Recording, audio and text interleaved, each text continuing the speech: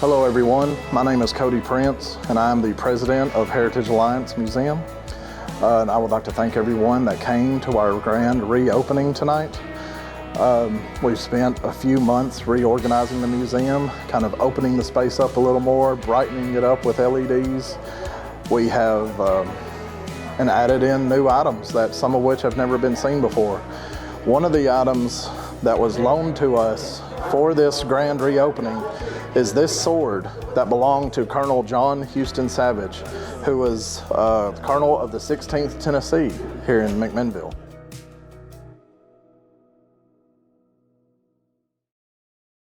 Grace Family Pharmacy announces new medication packaging service. It provides a simpler, safer medication experience through convenient, personalized packaging using the latest in pharmacy robotics. We're located at 357 West Main Street. Our phone number is 931-473-6418. McMinnville, you're a great place to be. McMinnville, Tennessee.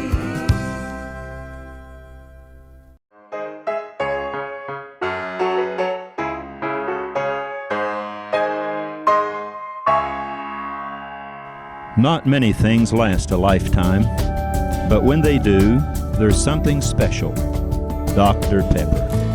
Good for life, good for the community.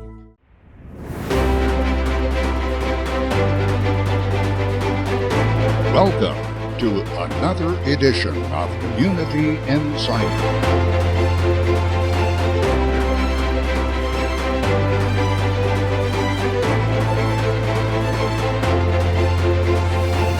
Join us as we travel Middle Tennessee, uncovering history and experiencing the adventure of unique stories and events coming to you inside your community.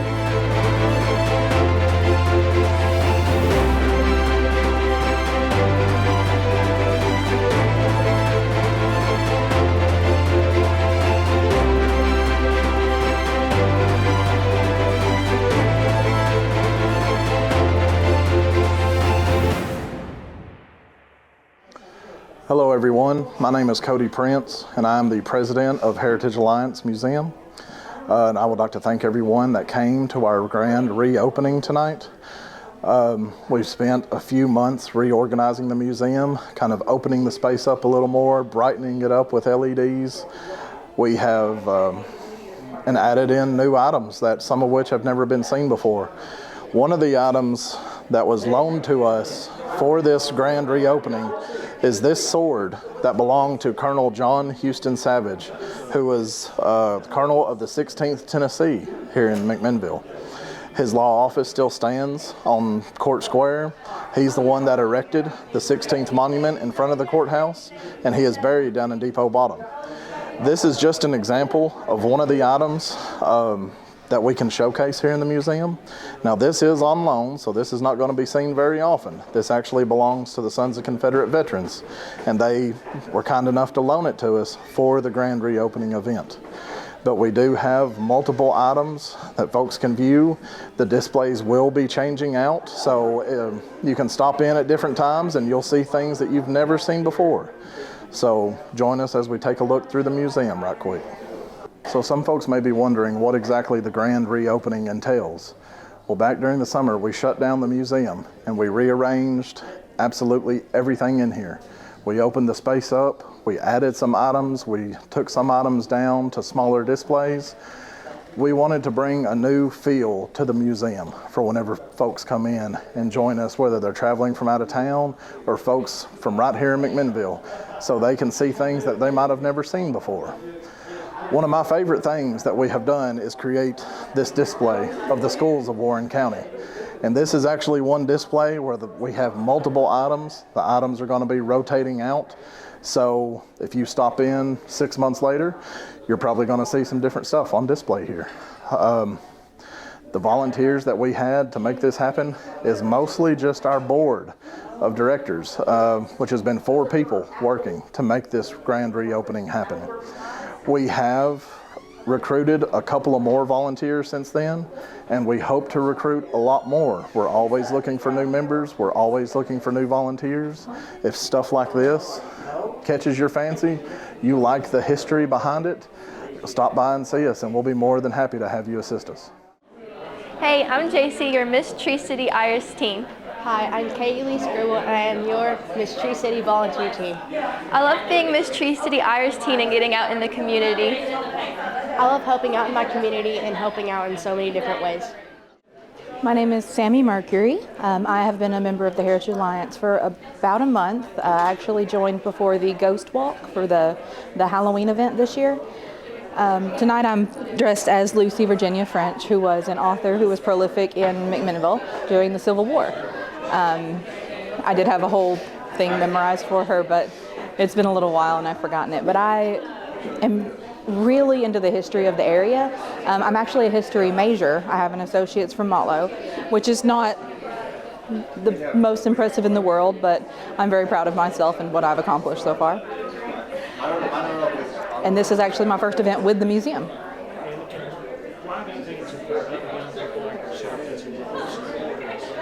Well, it's not just something like this. I think it's really important that people be aware of the history of an area, just because like you can live somewhere your whole life and have no idea of what's gone on the streets you're walking down. It's absolutely fascinating to know that, like for instance, Warren County, McMinnville specifically, actually changed hands 7 times during the Civil War. And I learned that when I was researching for Miss French. The thing that I enjoyed the most about the Ghost Walk was getting to know everybody else that was involved in it and meeting their characters.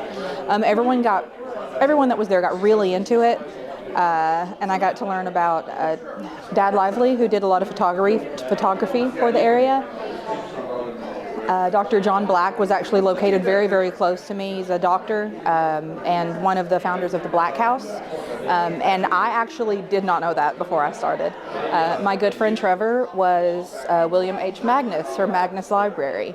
And you just learn a bunch of new things that you didn't know before. It's not what you would think of when you do a ghost walk, because it's not exactly scary or creepy, but it's just really cool. I'm Melody Krim. I got involved with Heritage Alliance because Cody Prince roped me in. He said I had a lot of good ideas and they needed somebody like me, and I was like, I don't really know a lot about history. It was definitely not my strong subject, but he pulled me in anyway, and I kind of got stuck here, and I'm loving it and learning a lot. And since we did this whole remodel and went through a lot of stuff trying to find new things to exhibit, I've learned a lot about the town and learned to love it even more. And we're just really excited that we're back open and that everybody can come in and just see everything that we've done and where we're going from here. Another one of our features that has stayed the same is our Dottie West display. We have dresses, stage uniforms that Dottie actually wore on stage, but we also have a gingham style dress that Dottie's mother made for her when she was a girl. Now this dress has actually been featured by the Country Music Hall of Fame. They have asked to borrow it, and they've recently contacted us asking if we still had this dress, so you might see this dress again at the Country Music Hall of Fame. Dottie West is one of our permanent displays here at the museum, so if you ever stop in, be sure to see what we have on Dottie. And this is something we will be swapping items out on. We have numerous uniforms of Dottie, numerous photos, and one photo that we just found of Dottie was her graduation photo from high school here in Warren County. So make sure you stop in and see this display. My name is Crystal Tanner. I currently serve as the treasurer for Heritage Alliance. I've been with the organization on and off since 2009. Crystal, you have been fundamental in young people getting involved with caring about history. Why do you love history so much? I know you love photography, but really what got you into this? Well, so I remember probably around the time that we had the first Dottie West Fest downtown. And we never came downtown, but that particular time we did. My dad wanted to see Charlie Daniels, so we came down, and there was a lot of things going on, and that was one of the first times that I do recall getting to go into one of the buildings that was downtown. And I remember coming into this, I believe it was around the time of my senior year of high school, and then immediately after they started the downtown revitalization, and we actually have some stuff for that, and it'll be on display later on. I was in Collins River earlier, and I do know that they have a print on their wall. So, I mean, there's history in every spot that you go in downtown. All right, so the display you're standing in front of, tell me just a little bit about this. This is beautiful. Tell me why you'll be able to, you'll be featuring servicemen and women, something to that degree. The display that I'm standing in front of, it was one of the first ones that we redid and had done in this museum when we decided to revitalize the museum and bring it up to some of the standards for the nation. This is very important.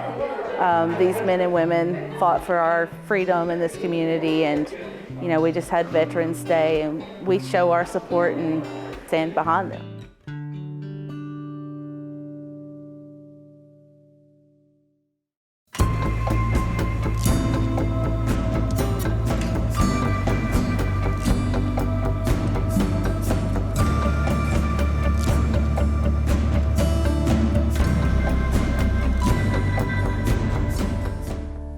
Hello, I'm Jonathan Womack. Welcome to this edition of Community Spotlight. Today we're going to be talking about history.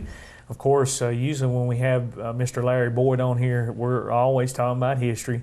And Larry, thank you for being on the show again today. Thank you for your invitation. We are talking mostly today about the Methodist history that you've done. They're celebrating this year, I believe, 230 years of history here in America. And so I guess for those that don't know, back in 1984, is it when this was published? Larry wrote this book on the legacy of the circuit riders of the Methodist Church of Warren County, Tennessee.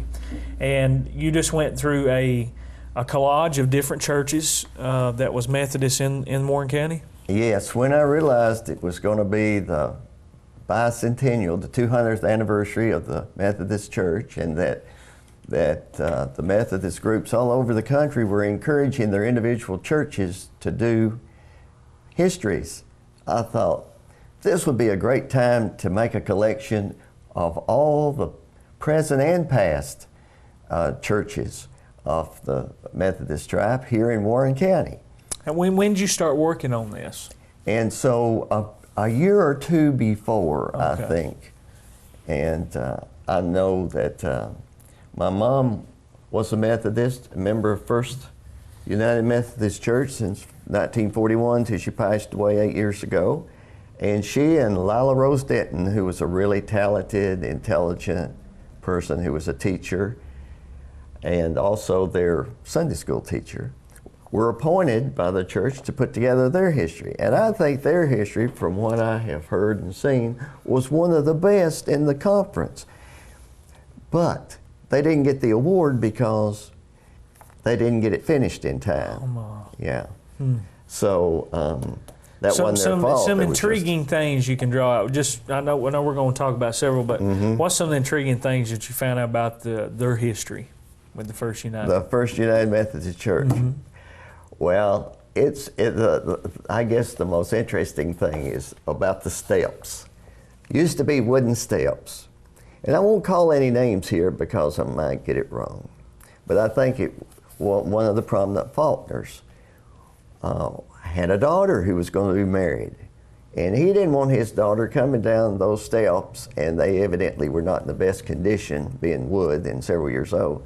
So he replaced the steps and had them made out of concrete or whatever. Yeah, and that was like over 100 years ago, I'm sure. So that's an interesting story, and I'm sure there's others that'll come to mind, but I wasn't expecting that question, so I'm not ready. Yeah. But I actually didn't write all of this book. I compiled it. I had the idea for it, and I paid for it to be printed, and what I did was to get together with a group of people here all over Warren County who were interested in it, and I said, I need your help. I need church histories. I want each one of you to get up a history of your congregation. And I had a lot of friends scattered around the county, and they cooperated.